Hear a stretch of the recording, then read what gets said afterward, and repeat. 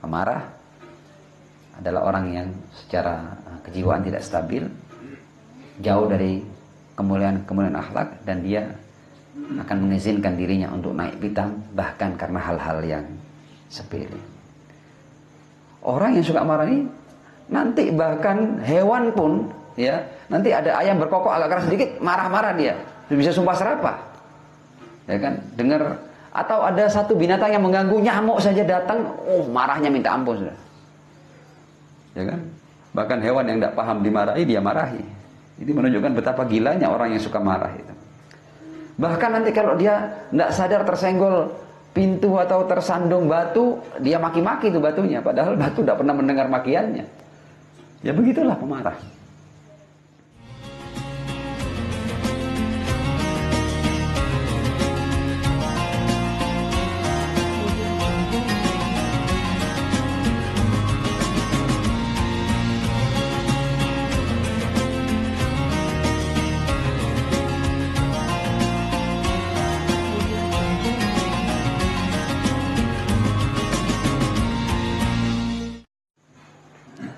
Bismillahirrahmanirrahim.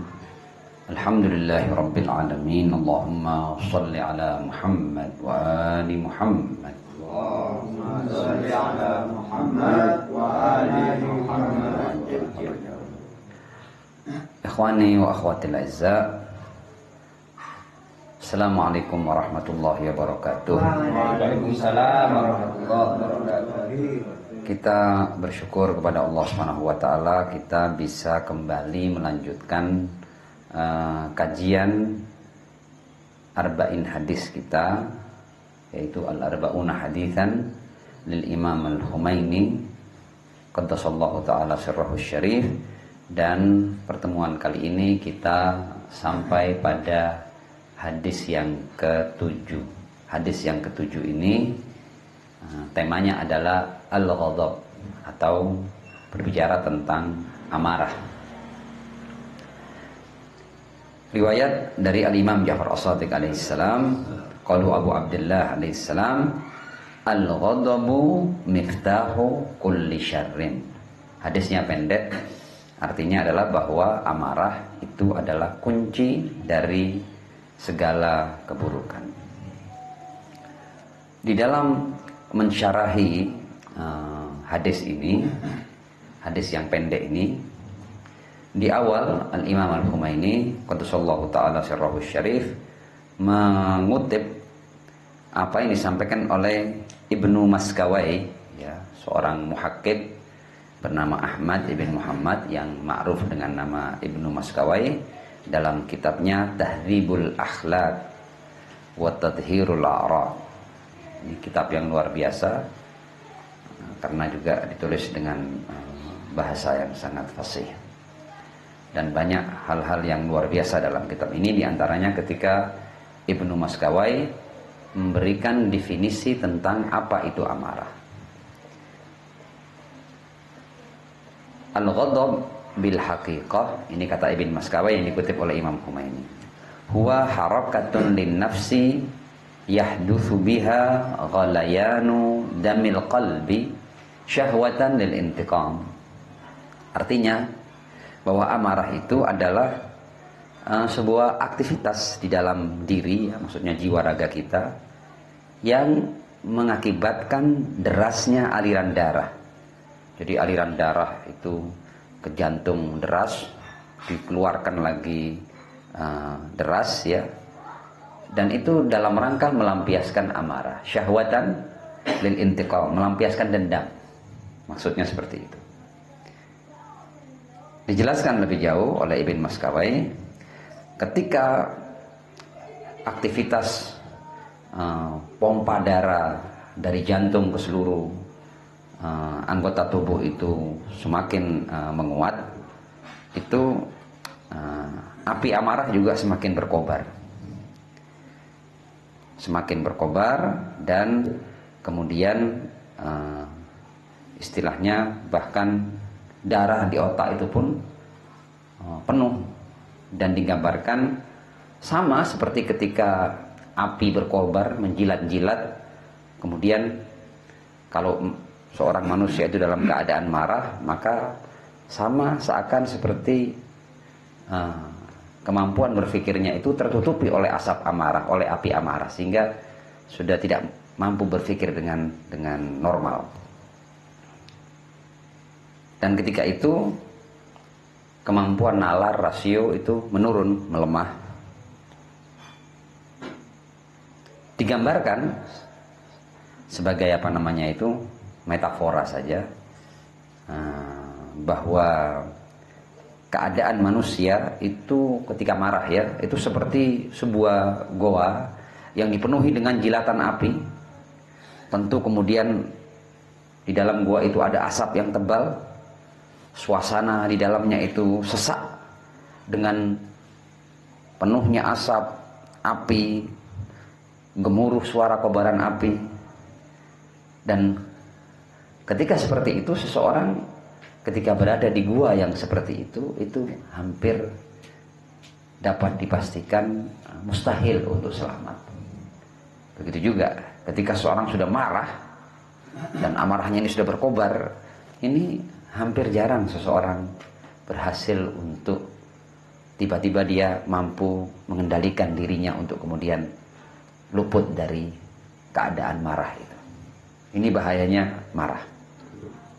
Nanti akan kita bahas lebih jauh. Jadi marah itu ketika sudah terjadi, itu para ulama akhlak mengatakan sulit untuk ditanggulangi, untuk diredam sulit, untuk dihentikan sulit.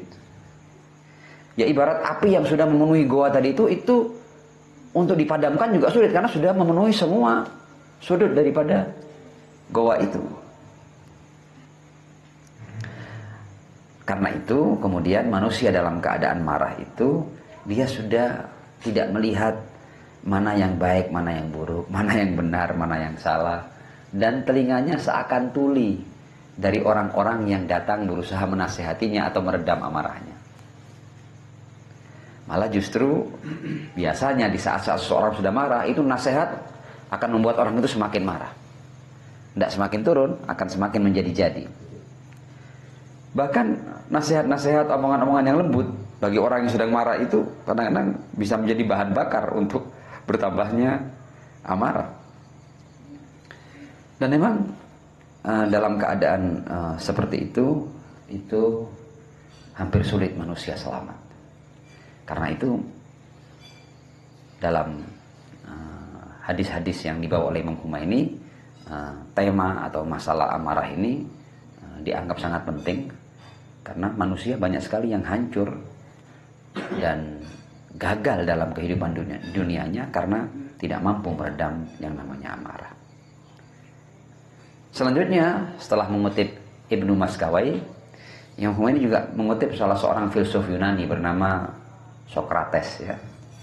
Sokrates itu ketika dia berbicara tentang amarah, dia sampai mengatakan seperti ini, bahwa bagi saya kata Sokrates ini, kita tahu kan Sokrates seorang filosof yang ternama lah, dan karya-karya ini dibaca oleh seluruh dunia dan diterjemahkan ke dalam berbagai bahasa.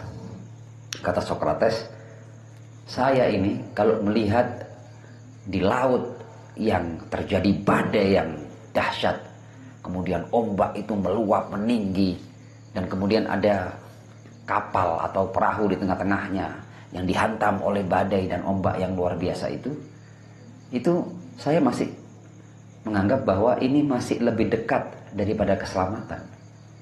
Karena apa? Karena para nahkoda dengan pengalamannya dia masih bisa mencari celah, meskipun situasi dan kondisi sudah sedemikian luar biasa seseorang untuk bisa selamat dari badai dan ombak besar seperti itu. Saya masih berharap itu selamat. Bagi saya, keadaan perahu yang seperti itu tuh masih lebih dekat pada keselamatan dibandingkan seseorang yang dihantam oleh badai amarah. Kecil kemungkinan dia selamat dari amarah dirinya.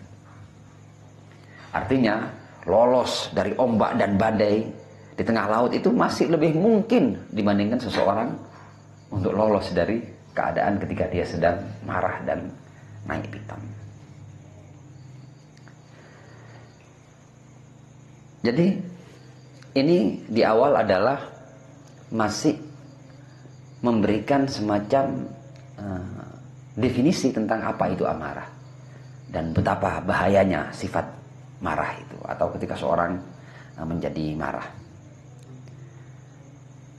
Nah, hal ini perlu dijelaskan karena hadisnya berbunyi al-ghadabu miftahu kulli syarr, bahwa amarah itu adalah kunci dari segala keburukan. Nah, sebelum berbicara tentang hal-hal yang negatif berkaitan tentang amarah, Imam Humaini mengatakan bahwa al-quwwah al-ghadabiyah, ya, jadi bahwa manusia itu diberi sama Allah potensi untuk marah itu tidak sepenuhnya negatif. Bahkan kekuatan amarah ini penting dan urgen bagi manusia. Jadi tidak ada kekuatan-kekuatan atau potensi-potensi yang Allah berikan kepada manusia itu yang sia-sia, tidak ada. Termasuk al-quwwah al-ghadabiyah, termasuk al-quwwah asy-syahwiyah. Jadi manusia itu punya syahwat, manusia itu punya amarah, itu ketika digunakan secara proporsional dan benar, itu memang dibutuhkan bagi kehidupan. Nanti akan dijelaskan lebih jauh. Nah, yang ini kemudian mengatakan bahwa ketahuilah bahwa gharizatul ghadab atau kekuatan amarah ini termasuk nikmat-nikmat Allah, yang dengan kekuatan ini kalau digunakan dengan cara yang benar, itu seseorang bisa memakmurkan dunia dan akhiratnya.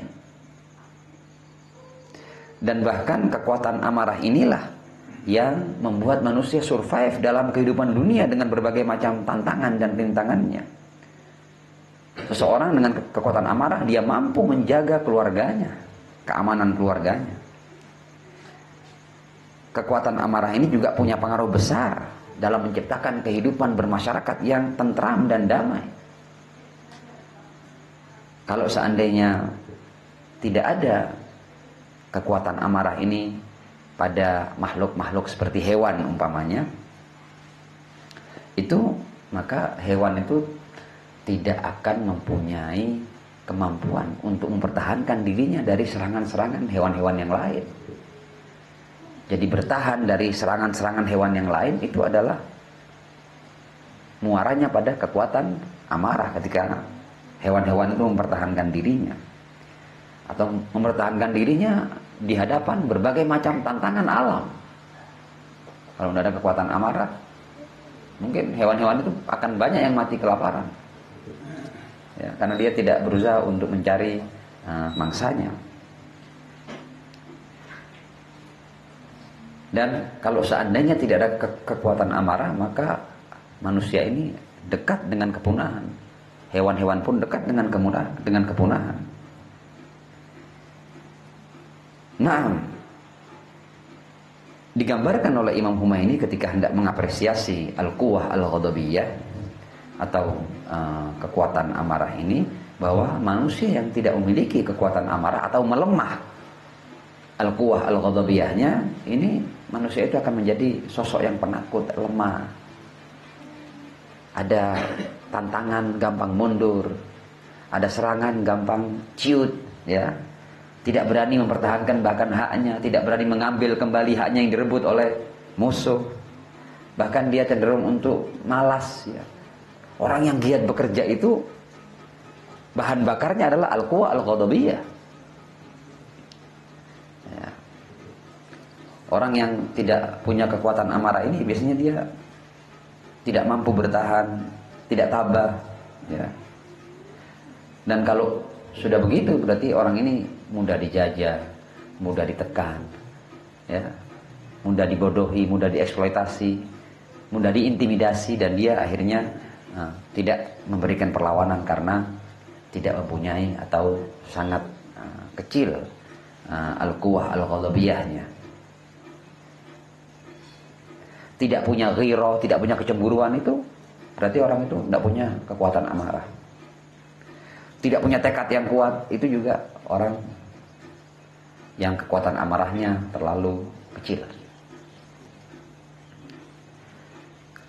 Imam Humaini mengatakan bahwa ketika berbicara tentang orang-orang yang dekat Rasulullah Shallallahu Alaihi Wasallam, Allah mengatakan walladzina ma'ahu asyidda'u 'alal kuffar ruhama'u bainahum. Asyidda' itu sikap tegas, itu adalah sikap yang muaranya adalah al-quwa al-ghadabiyah, tentu yang positif. Dalam agama ada prinsip amar ma'ruf nahi mungkar. Kalau tidak ada kekuatan amarah, tidak mungkin seseorang menjalankan amar ma'ruf nahi mungkar, karena semua itu ada tantangannya, ada resikonya. Atau ketika tidak ada kekuatan amarah, maka hukum-hukum agama tidak mungkin dijalankan. Bagaimana seorang bisa menghukum orang yang, katakanlah orang yang habis membunuh harus dibunuh? Tidak ada kekuatan amarah, tidak mungkin dijalankan hukum itu. Bahkan seluruh prinsip-prinsip politik, agama, dan hal-hal yang terkait dengan rasio dan nalar itu membutuhkan al-quwah al-ghadabiyah.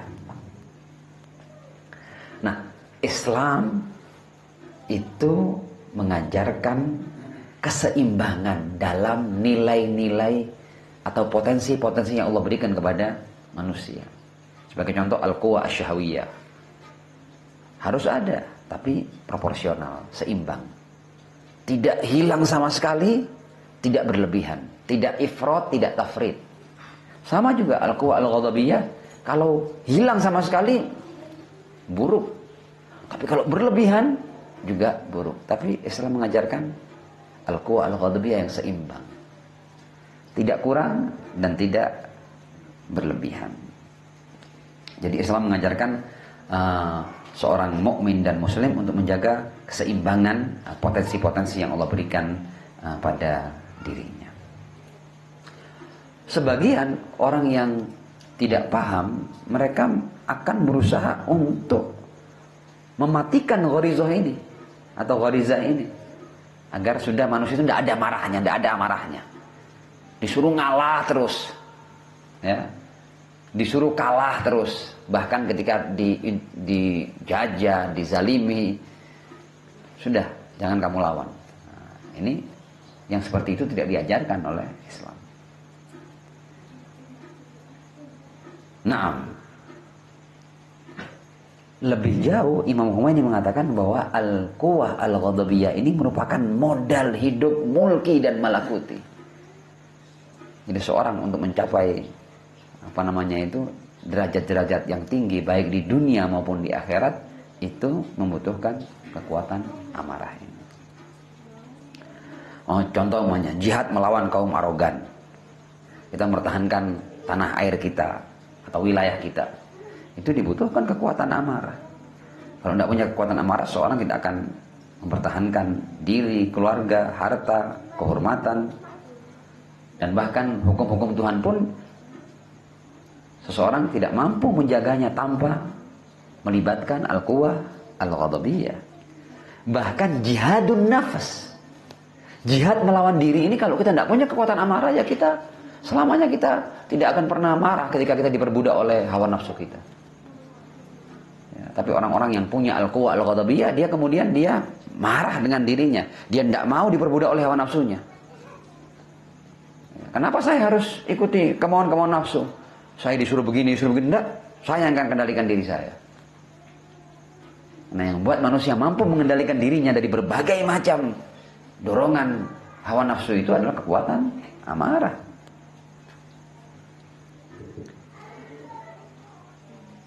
Lebih daripada itu, ini kita masih bicara sisi positif al-quwah al-ghadabiyah. Nanti kita akan bicara sisi negatifnya, dan itu yang diminta untuk kita tinggalkan. Bahkan kalau sampai kita menemui bahwa kekuatan ini melemah dalam diri kita, kita diminta untuk melakukan terapi agar kuat kembali kekuatan itu.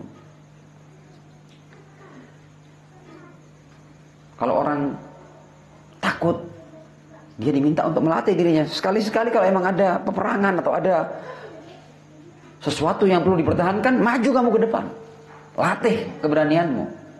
Bangkitkan kembali al-quwah al-ghadabiyah yang ada pada dirimu. Bahkan para hukama itu mengatakan bahwa kalau sampai seseorang atau dia melihat ada orang-orang yang kekuatan amarahnya ini melemah, malah diberikan latihan-latihan. Seperti disuruh naik perahu dalam keadaan ombak yang agak besar. Supaya apa? Supaya al-quwa al-ghadabiyahnya itu terkobar lagi atau hidup lagi, jangan sampai mati kekuatan amarahnya. Atau bahkan disuruh mendatangi di tempat-tempat yang menakutkan, di tengah hutan, disuruh tinggal di sana beberapa saat, menghadapi berbagai macam tantangan yang membahayakan dirinya. Itu juga upaya-upaya untuk menghidupkan kembali kekuatan amarah ini. Nah, ini adalah sisi positif daripada al-quwa al-ghadabiyah. Jadi sebenarnya Imam Humaini tidak mengatakan bahwa kekuatan amarah ini itu penting dan punya banyak manfaat ketika digunakan secara proporsional. Tapi kalau sudah ifrat, sudah berlebihan, akan menjadi kunci bagi segala keburukan. Nah, pada bagian berikutnya Imam Humaini berbicara tentang efek-efek buruk daripada al-quwa al-ghadabiyah ketika keluar dari batasan normalnya. Nah, digambarkan oleh beliau bahwa sisi negatif daripada amarah ini sampai-sampai Ar-Rasul Shallallahu Alaihi Wasallam pernah berkata, al-ghadabu yufsidul iman kama yufsidul khallul asala. Bahwa amarah ini bisa merusak iman sebagaimana cuka itu bisa merusak madu. Amarah yang berlebihan bahkan bisa menggiring manusia pada keluar dari agama Allah, bahkan al-irtidad an dinillah, dan padamnya cahaya iman. Amarah yang tak terkendali bisa mengarahkan manusia kepada pengingkaran dan bisa menggiring manusia kepada kebinasaan yang abadi atau kesengsaraan yang abadi. Dan amarah yang tak terkendali ini nanti ketika manusia sadar dan menyesal, penyesalannya sudah terlambat. Jadi amarah yang tak terkendali itu ketika akhirnya mengiring kita pada hal-hal tertentu, itu nanti penyesalan kita sudah tidak akan memberikan manfaat apa-apa.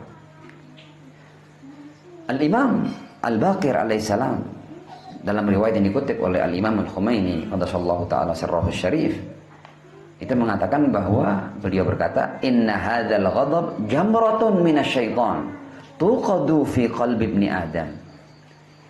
Amarah ini adalah bara dari setan yang dihidupkan di hati anak Adam.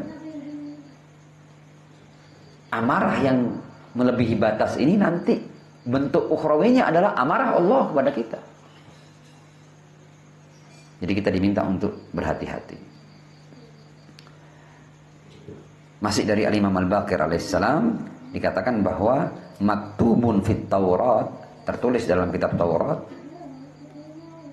di antara hal yang disampaikan oleh Allah kepada Musa alaihissalam, ya Musa, kata Allah, amsik ghadabaka amman malaktuka alai. Wahai Musa, tahan, kendalikan amarahmu atas siapa yang aku jadikan mereka berada dalam kuasamu. Apa imbalannya? Aku fa'anka ghadabi. Nanti aku akan tahan amarahku atasmu. Artinya kalau kita di alam, di kehidupan dunia ini, kita kepada orang-orang yang ada dalam kuasa kita, di bawah kita, yang lebih lemah daripada kita, katakanlah mereka melakukan ini dan itu, dan kemudian kita marah, tapi kemudian dalam keadaan marah itu kita kemudian mengendalikan amarah kita, itu harganya adalah Allah akan meredam, menahan amarahnya atas kesalahan-kesalahan kita. Jadi itu kadzmul ghaid atau menahan amarah itu imbalannya luar biasa. Al-Imam Ja'far As-Shadiq alaihissalam itu berkata bahwa Al-Hawariyun, hawarinya Nabi Allah Isa, itu pernah berkata kepada Nabi Allah Isa, ayyul asya asyad, apa sih hal yang paling syadid itu apa, hal yang paling dahsyat itu apa? Qala asyaddul asya'i ghadabullahi azza wa jalla, yang paling dahsyat dan paling menakutkan itu adalah amarah Allah Subhanahu wa taala. Mereka bertanya lagi kepada Nabi Isa, bima nattaqi ghadaballah? Kalau hal yang paling menakutkan itu adalah amarah Allah, dengan apa kita mampu melindungi diri kita dari amarah Allah? Jawabannya mudah. Qala bi an la taghdabu. Kalau kamu tidak ingin mendapatkan murka Allah, maka kamu juga harus kendalikan amarahmu kepada hamba-hamba Allah. Jadi ketika kita mampu meredam amarah kita dari hamba-hamba Allah, maka itu harganya kita akan selamat dari murka Allah Subhanahu wa taala. Nah, jadi dijelaskan tadi bahwa amarah manusia yang negatif tentunya itu akan menjadi api murka ilahi. Jadi bentuk amarah manusia di dunia ini akan berubah nanti menjadi amarah Allah di kehidupan selanjutnya.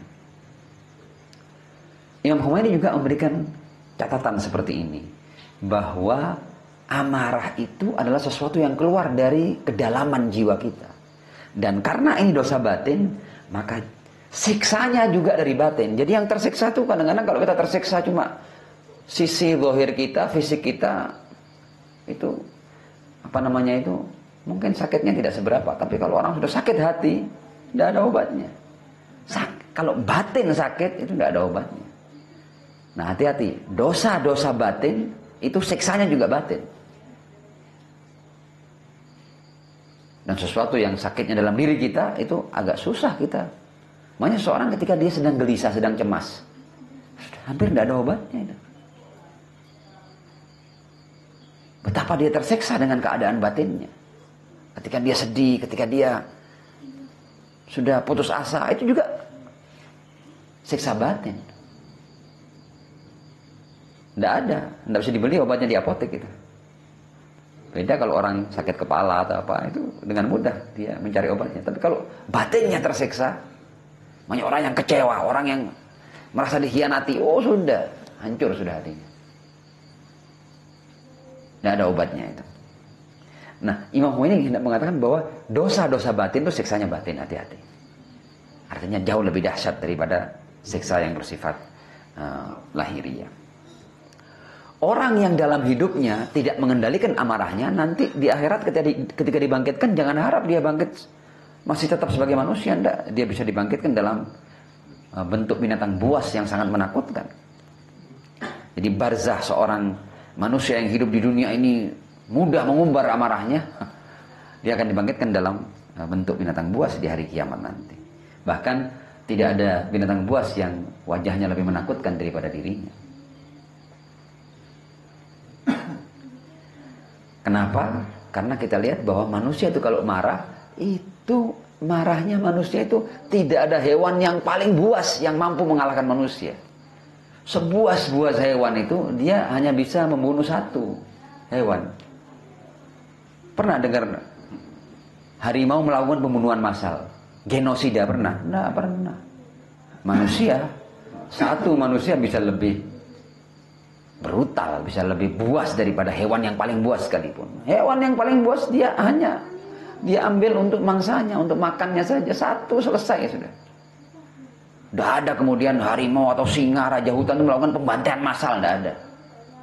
Makanya domba-domba, pokoknya ada 1000 domba digigit semua, katakanlah lehernya, tidak ada. Dia satu selesai, sudah, bahkan tidak habis. Masih ada binatang-binatang lain yang mengambil berkah dari hasil buruan seekor singa. Ya kan? Jadi manusia itu kalau ketika buas dia melebihi binatang yang paling buas sekalipun. Jadi manusia ini kalau dia menjaga sisi baik dirinya, dia bisa melampaui para malaikat. Tapi kalau dia tidak berusaha menjaga sisi buruknya, dia bahkan bisa lebih buruk daripada hewan yang paling buruk sekalipun.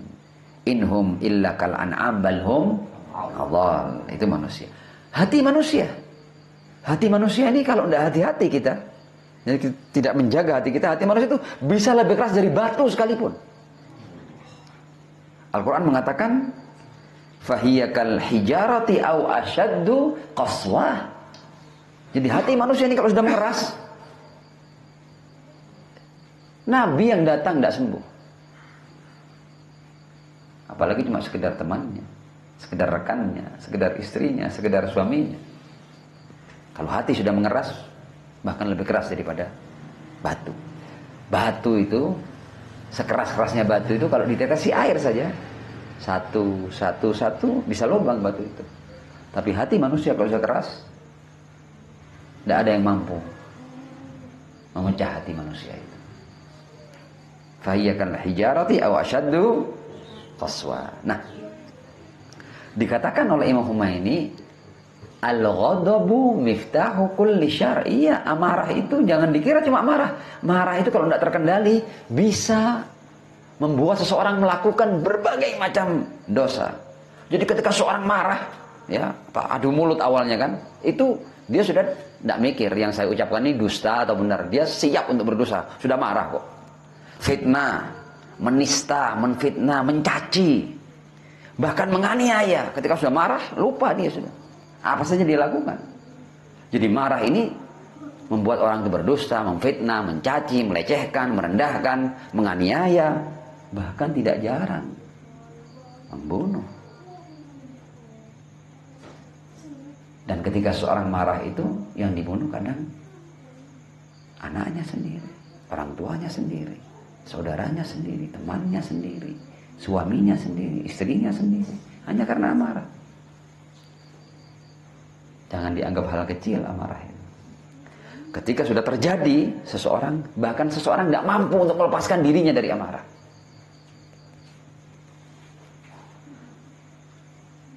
Dan ini dikatakan bahwa mematikan cahaya iman. Karena sudah hukum-hukum, norma-norma, aturan, nilai-nilai, ketika orang marah lupa sudah. Dia sudah tidak mikir yang dia ucapkan ini benar atau salah. Tidak, sudah lagi marah kok. Jadi ketika orang lagi marah, loss sudah. Semua dikeluarkan, fitnah, caci maki. Ini bahkan tidak jarang sampai menganiaya dan melukai orang lain, bahkan bisa membunuh. Wa na'udzubillahi min dzalik.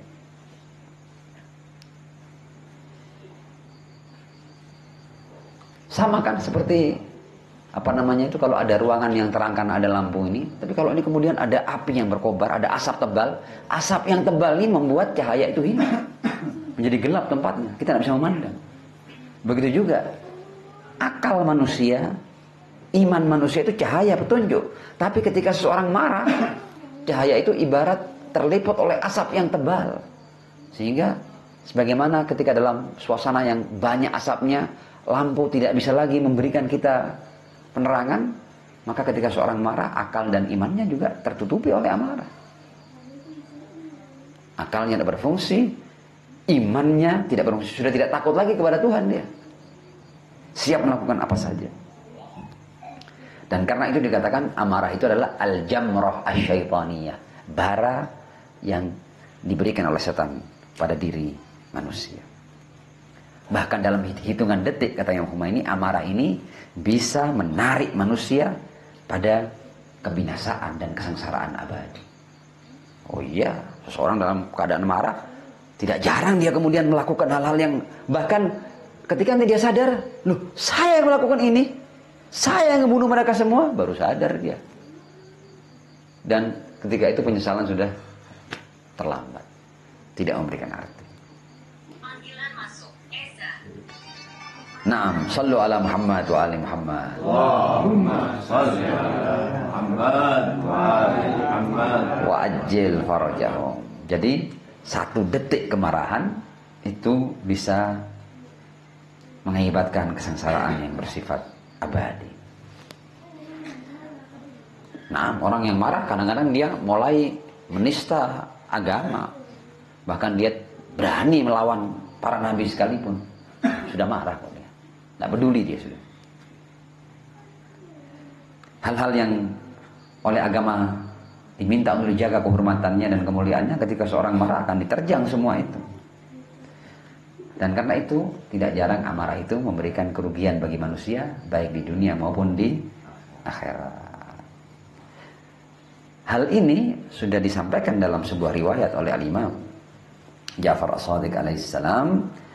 Beliau mengutip dari ayahnya Al-Imam Baqir bahwa ayahku itu sering berkata seperti ini. Ayyu syai'in ashaddu minal ghadab. Anna rajul la yaghdab fayaqtul an-nafs allati harramallah wa yaghdhif al-muhsana.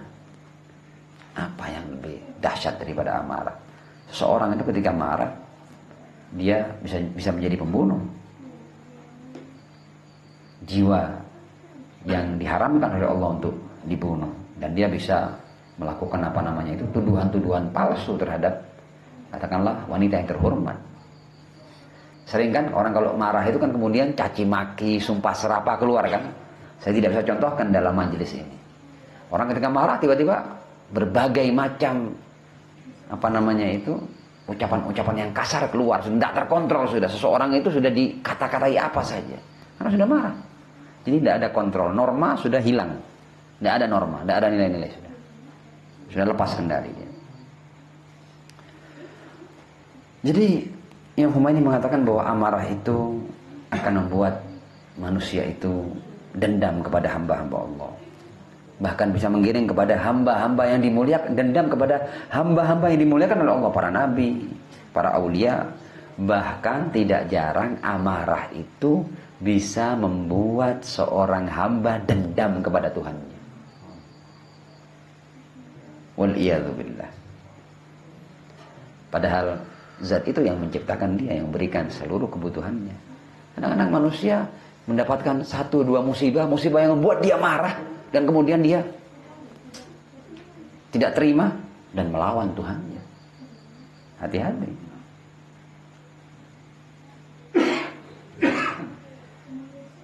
Naam. Dari sini kita bisa paham bahwa benar kalau kemudian dikatakan bahwa amarah adalah induk dari segala penyakit, miftah kulli syarr. Nah, setelah kita mengetahui sisi positif daripada al-quwa al-ghadabiyah, kita juga mengetahui sisi negatif daripada al-quwa al-ghadabiyah. Tentu untuk yang negatif ini kita harus meredamnya. Dan mulai saat ini kita sudah melakukan pelatihan pada diri kita agar kita mampu mengendalikan, karena kekuatan itu ada pada diri kita, bagian daripada gharizah kita. Tidak bisa kita buang amarah sama sekali dari diri kita, tidak bisa. Tapi ketika kita paham bahwa kita punya kekuatan syahwat, kita punya kekuatan amarah, kita sudah siap-siap untuk mengendalikannya. Bahwa kekuatan ini ada di bawah kendali saya. Jangan sampai saya dikendalikan oleh kekuatan ini, hancur saya nanti. Dan karena itu orang-orang yang mempunyai kemampuan untuk meredam amarahnya, Al-Quran mengatakan wal kadhiminal ghaidh wal afina 'anil nas. Orang yang mampu meredam amarahnya, bahkan bukan hanya itu, terhadap orang yang salah kepadanya, yang layak dia marahi, bahkan dia memberikan maaf padanya. Makomnya juga tinggi, imbalannya juga luar biasa. Ada seorang Arab Badui.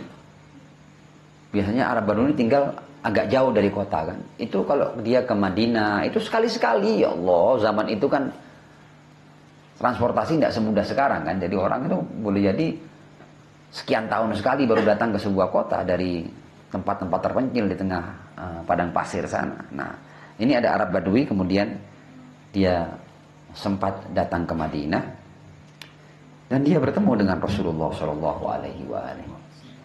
Dan dia berkata bahwa ya Rasul, ini aku tidak setiap saat bisa datang menemuimu. Dan setelah nanti aku kembali, belum tentu ada kesempatan lagi aku bisa datang menemuimu ya Rasulullah. Orang ini berkata, inni askunul badiyah, fa'allimni jawami al-kalam. Ajarkan padaku ya keterangan yang dari situ aku sudah dapatkan segala kebaikan. Faqala amuruka alla taghdab. Minta kamu sesuatu yang bisa menyelamatkan kamu ya dunia akhirat.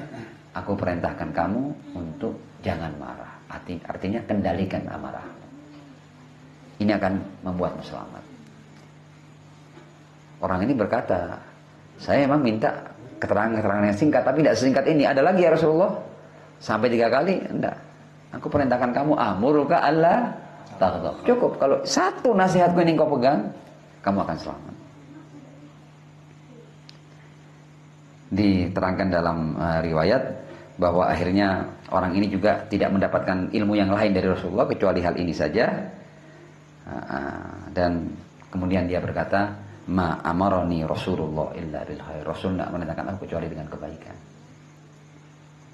Nah, artinya ini menunjukkan betapa pentingnya mengendalikan amarah itu. Sampai-sampai seseorang yang cuma sekali-sekali bisa bertemu dengan Rasul, bahkan boleh jadi itu adalah pertemuan satu-satunya dengan Rasul, ketika dia minta nasihat, Rasul mengatakan amuruka alla taghdab. Nah,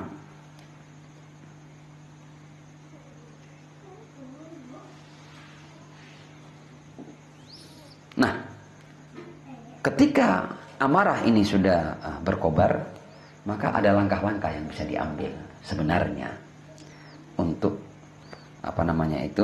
meredamnya. Ada al-ilaj al-ilmi, ada al-ilaj al-amali. Kalau al-ilaj al-ilmi, ya, secara teori itu ya tadi itu. Jadi manusia itu sudah sering melakukan perenungan, sehingga dia sudah tahu bahwa saya ini punya sifat amarah. Kalau saya dari sekarang mengendalikan sifat itu, dan sifat itu atau gharizah itu tidak dibawa kendali saya, maka boleh jadi ketika amarah saya tersulut atau emosi saya tersulut, saya akan kehilangan kendali. Jadi dia sejak awal sudah mawas diri. Itu namanya al-ilaj al-ilmi. Jadi apa yang kita bahas di atas itu lebih pada al-ilaj al-ilmi. Kita tahu tentang bahayanya amarah, tentang amarah yang positif, amarah yang negatif. Itu namanya al-ilaj al-ilmi. Adapun al-ilaj al-amali adalah ini hanya bisa diobati ketika masih awal, belum berkobar. Kita kan pahamkan diri kita kan. Kita pahamkan, oh ini kita mau marah, kita mau marah. Jangan sampai kita meledak. Kalau sudah meledak, tidak ada obatnya itu. Tapi ketika kita memahami bahwa, oh ini situasi dan kondisi mulai membuat saya emosi, saya mau tersulut amarah saya ini, saya mau meledak ini. Nah, ketika itu dia masih bisa mengobati dirinya. Digambarkan bahwa cara meredam atau menyelamatkan diri dari amarah itu, yang pertama adalah ketika ini sudah mulai mau meletup, ya, itu kita disuruh mengalihkan diri dari tempat yang kalau kita bertahan, atau dari situasi dan kondisi atau dari pembicaraan tertentu, kalau ini saya teruskan, saya akan marah, stop di situ. Sudah, jangan dibahas. Bila perlu kita tinggalkan tempat itu. Bila perlu kita tinggalkan orang itu. Karena kalau nanti diteruskan dan kita meledak, ketika itu sudah tidak ada obatnya. Jadi al-ilaj al-amali adalah ketika kita sudah sadar bahwa kita mulai mau marah, ketika itu kita mengambil langkah untuk meninggalkan situasi dan kondisi itu. Amarah, kata Imam Khomeini, seperti api. Api itu awalnya kecil, ya kan? Kalau api kecil, banyak rokok kita atau puntung rokok kita jatuh di sini, kemudian ini terbakar. Kalau ketika masih kecil, kita siram air, selesai. Tapi kalau kita biarkan, ketika sudah kobar, bahkan puluhan mobil pemadam kebakaran tidak akan mampu memadamkan. Nanti padam dan sama dengan hancurnya semua. Ya padam, tapi semua sudah hancur. Nah, seperti itu. Jadi amarah di awalnya mudah dipadamkan, tapi ketika sudah berkobar, tidak ada obatnya. Karena apa? Karena tadi itu, ketika ini sudah berkobar, itu cahaya akal dan iman mati. Padahal yang mengendalikan diri kita kan akal kan, keimanan kita. Tapi kita kalau sudah marah, akalmu mati, imanmu juga padam. Apa yang bisa menyelamatkan kamu? Karenanya jangan biarkan berkobar. Nah, bahkan pelita hidayah, cahaya hidayah yang Allah berikan pada diri kita juga padam itu. Hidayah dari nurani kita, dari fitrah kita sudah tidak ada semua. Tidak usah pakai akal, tidak jalan, agama tidak jalan ketika marah. Jadi langkah-langkahnya adalah kewaspadaan. Jadi kita selalu mawas diri, kita harus kenali diri kita. apa saja yang membuat kita marah, kita harus kenali, sehingga di awal-awal kita harus menyelamatkan diri. Jadi meredam saat awal, jadi waspada, kemudian meredam saat awal, kemudian mengalihkan dan meninggalkan tempat atau situasi dan kondisi atau pembicaraan tertentu yang membuat kita marah. Dan kemudian juga ada gerakan-gerakan tertentu ya. Itu seperti mengubah posisi. Dalam riwayat ada itu, bahwa kalau sedang duduk, kita diminta untuk segera berdiri. Katakanlah kalau kita sedang terbincang-bincang ini, kemudian terjadi pembicaraan yang menyulut emosi, sudah kita berdiri, kita tinggalkan.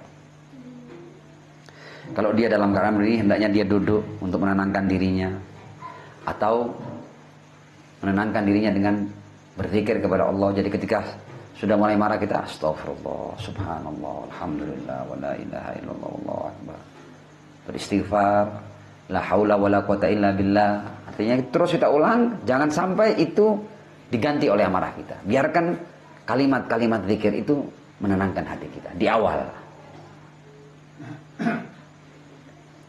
Bahkan ada yang mengatakan ketika seseorang mau tersulut amarahnya, zikir itu wajib baginya agar dia selamat. Zikrullah menjadi wajib. Intinya kalau langkah-langkah tadi dilakukan, maka besar kemungkinan di awal ya dia bisa akan mampu untuk menenangkan dirinya dan pelan-pelan mengurangi jilatan api amarah dari dalam dirinya, dan dia mampu mengobati amarah dari akarnya. Jadi sebelum ini berkobar sudah dipadamkan. Nah, artinya langkah-langkah tadi kalau diambil, manusia mampu mengembalikan dirinya pada situasi yang stabil, yang normal kembali. Dalam riwayat dikatakan bahwa inna hadzal ghadab jamratun minasyaitan, bara dari setan, tuqadu fi qalbi ibni Adam, yang dinyalakan di hati putra Adam. Wa inna ahadakum idza ghadiba ihmarat aina, di antara kalian kalau ada yang marah pasti kedua matanya akan memerah. Wa antafakhat audajuh, nanti urat-urat lehernya ini seperti menggelembung ketika dia sedang marah itu. Wa dakhala syaitan fi, setan masuk pada dirinya. Fa idza khafa ahadukum dzalik, kalau seorang sudah mulai takut, dia, saya ini mau marah, saya mau lepas kendali ini, falyalzamil ard, hendaknya dia menempelkan tubuhnya di bumi. Fa inna rijza syaitan yadhhabu anhu inda dzalik. Jadi di antara cara mengobati amarah itu adalah menempelkan tubuh kita ke bumi atau ke tanah. Karena nanti itu hilah syaitan, waswas syaitan ya, atau godaan setan akan mereda ketika seseorang menempelkan tubuhnya ke tanah.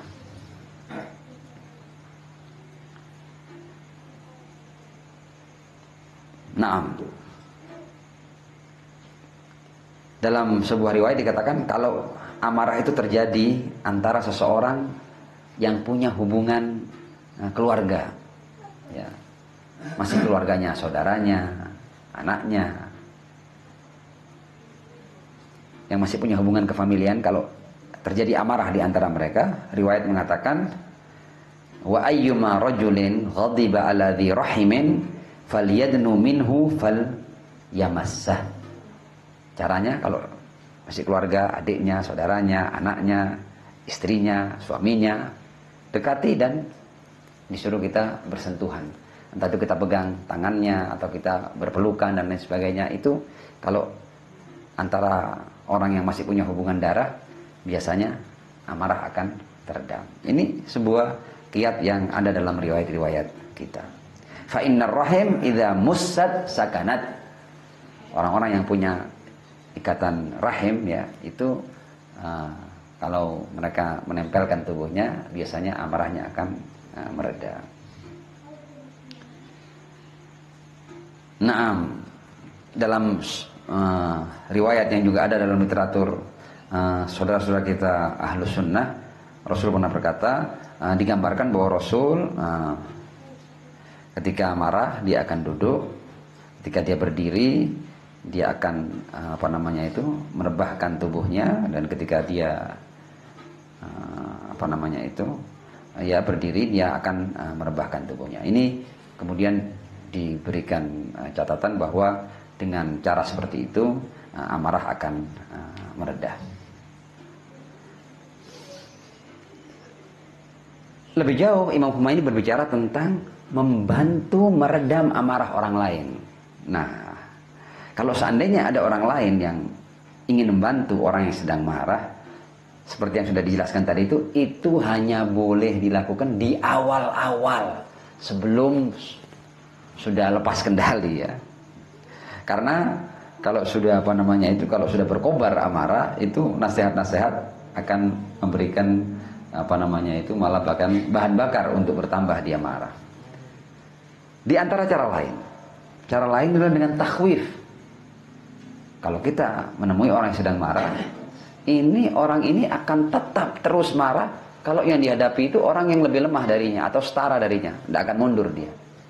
Tapi kalau hadirkan orang yang dia takuti, biasanya bisa mereda amarahnya. Itu juga salah satu cara yang disarankan oleh para ulama akhlak.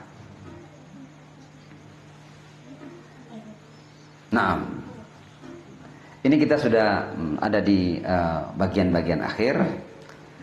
Dikatakan bahwa sebenarnya kenapa sih manusia itu kemudian mempunyai amarah yang kadang-kadang akan tidak terkendali.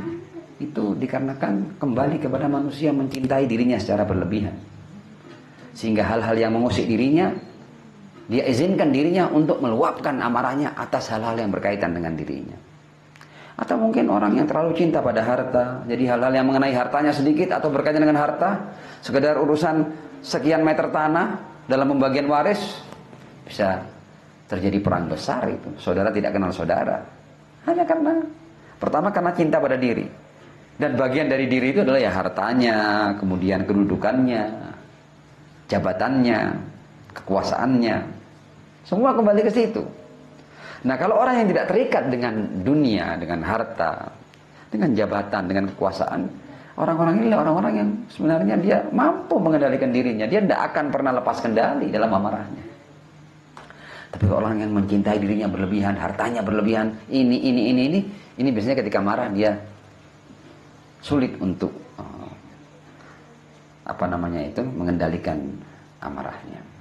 Jadi sebenarnya akar daripada amarah itu adalah kecintaan kepada diri dan dunia. Imam Khomeini kemudian juga menjelaskan bahwa ada sebagian orang-orang jahil yang menganggap bahwa amarah itu adalah simbol keberanian, tanda keberanian. Oh, berbeda. Di mana amarah, di mana keberanian? Ada orang-orang yang mengartikan, jadi kadang-kadang ada orang yang kalau saya tidak marah nanti saya dianggap penakut. Karena apa? Karena dia menganggap bahwa marah itu sama dengan keberanian, padahal antara marah dan keberanian itu perbedaannya antara langit dan sumur. Berbeda antara apa itu kemarahan dan apa itu keberanian. Nah, digambarkan bahwa kalau asyaja'ah itu adalah sifat orang-orang mukmin, sifat yang baik. Naam. Dan Imam Khomeini mengatakan bahwa seseorang harus memahami bahwa keberanian bukanlah amarah, tidak sama. Jadi sumber-sumber amarah berbeda dengan sumber-sumber keberanian. Ya, sebab-sebab amarah berbeda dengan sebab-sebab keberanian. Nanti pengaruh daripada amarah itu berbeda dengan pengaruh daripada keberanian. Ini penjelasannya. Kalau keberanian itu muaranya adalah kekuatan jiwa, ketenangan jiwa, keseimbangan, iman, ya, dan seseorang yang tidak terikat dengan dunia. Dari sini akan muncul keberanian. Jadi keberanian itu muaranya adalah kekuatan jiwa, ketenangan, keseimbangan, keimanan, dan tidak terikat dengan dunia. Sementara amarah itu muaranya adalah kelemahan jiwa. Ketika seseorang tidak stabil emosinya atau dirinya, itu sumber-sumber amarah. Kurangnya iman menjadi sumber amarah. Jiwanya tidak seimbang, itu adalah sumber amarah. Kecintaan yang berlebihan pada diri dan dunia, itu sumber amarah. Dan ketika seorang takut untuk kehilangan kenikmatan-kenikmatan sesaat dunia, itu biasanya orang mudah marah ketika hal-hal yang berkaitan dengan dunianya itu terusik. Berbeda di mana sumber-sumber keberanian dan di mana sumber-sumber amarah. Dan karena itu kita melihat orang yang suka marah itu pasti kita temukan pada orang-orang yang tidak stabil jiwanya. Orang yang memang kurang normal. Orang mengatakan ini tidak sehat ini. Secara emosional tidak sehat dia. Kejiwaannya atau mentalnya terganggu karena dia sedikit-sedikit marah. Pasti begitu kan? Jadi biasanya pemarah itu atau orang yang suka marah itu pasti identik dengan orang-orang yang memang secara kejiwaan tidak dan mental tidak normal. Orang bodoh gampang marah. Anak-anak ya, yang kemampuan berpikirnya belum sempurna sedikit-sedikit marah. Gampang itu cemberut ya kan? Gampang apa? Kalau anak-anak itu ya marahlah, mengeluh atau kalau bahasa Jawanya itu apa ya? Ngambul ya. Nah, seperti itu. Atau orang-orang tua yang sudah juga kemampuan berpikirnya lemah itu gampang marah dia. Tentu tidak semua orang tua ini ya. Sementara keberanian adalah sesuatu yang berbeda dengan amarah. Seseorang yang mempunyai banyak penyakit-penyakit akhlak ya, atau kerendahan-kerendahan perilaku atau kehinaan perilaku pada dirinya, itu lebih cepat untuk marah daripada orang yang mempunyai al-fadha'il al-akhlaqiyah, orang yang punya keutamaan akhlak. Orang ini biasanya jauh dari amarah dia. Dia penyabar. Dicontohkan oleh Khomeini, orang yang bakhil, orang yang pelit, orang yang kikir, itu Anda ganggu sedikit hartanya saja, langsung marah dia. Betul tidak? Itu tanda bahwa orang yang punya kerendahan perilaku seperti orang yang kikir tadi itu ketika Anda usik sedikit hartanya, berkaitan dengan hartanya, marahnya tidak akan terkendali.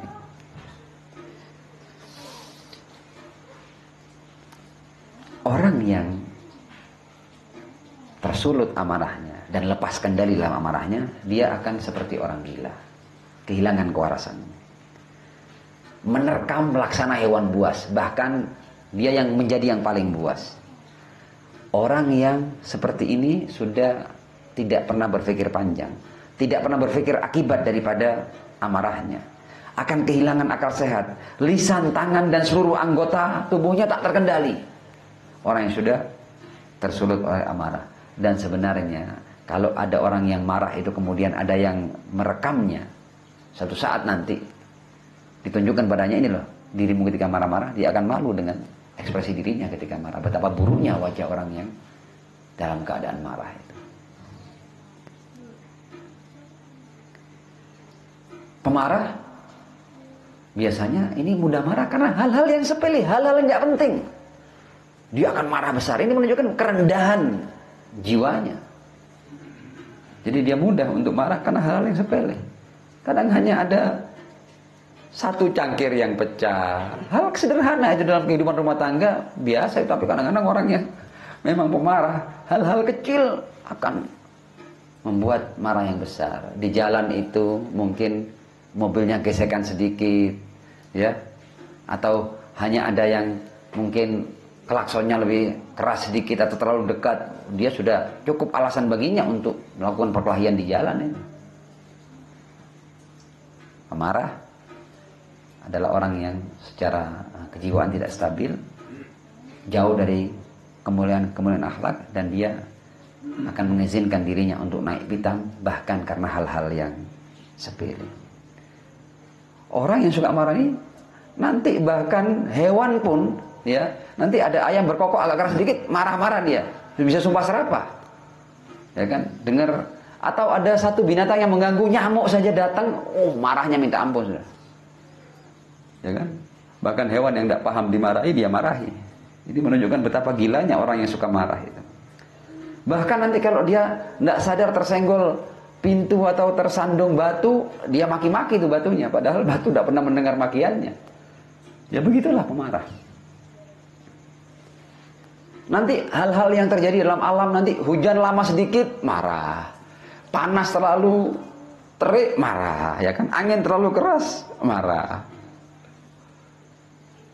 tiba-tiba lampu padam marah-marah. Padahal biasalah dalam kehidupan itu, kadang-kadang ada hujan, ada angin, ya, ada bocor sedikit di rumah, ada lampu mati, biasa. Tapi kalau marah, hal-hal kecil itu cukup untuk menyuruh dia untuk marah-marah di rumah, sehingga semua orang akan tutup telinga. Karena pusing dengan keberadaan orang yang tidak stabil jiwanya itu. Nah, ini sedikit keterangan tentang amarah, dan memang amarah itu ada yang bersifat positif dan ada yang bersifat negatif. Intinya, seseorang ketika melakukan jihadun nafs dalam kehidupan sementara dia di dunia, itu yang perlu dia perhatikan adalah salah satu sifat buruk, yaitu tidak terkendalinya amarah. Karena apa? Karena amarah yang tidak terkendali hanya dalam hitungan detik bisa menarik seseorang, menyeret seseorang pada kesengsaraan abadi. Ya mudah-mudahan kalau seandainya kita kadang-kadang pernah tersulut marah, kita tidak sampai melakukan hal-hal yang melampaui batas. Tapi sangat mungkin kemarahan itu akan membawa kita pada kesengsaraan yang bersifat abadi. Nah, alhamdulillah kita bisa tuntaskan hadis yang ketujuh ini dalam satu majelis. Insyaallah dalam pertemuan berikutnya kita akan masuk pada hadis yang ke-8. Walafu minkum, wassalamualaikum warahmatullahi wabarakatuh. Waalaikumsalam.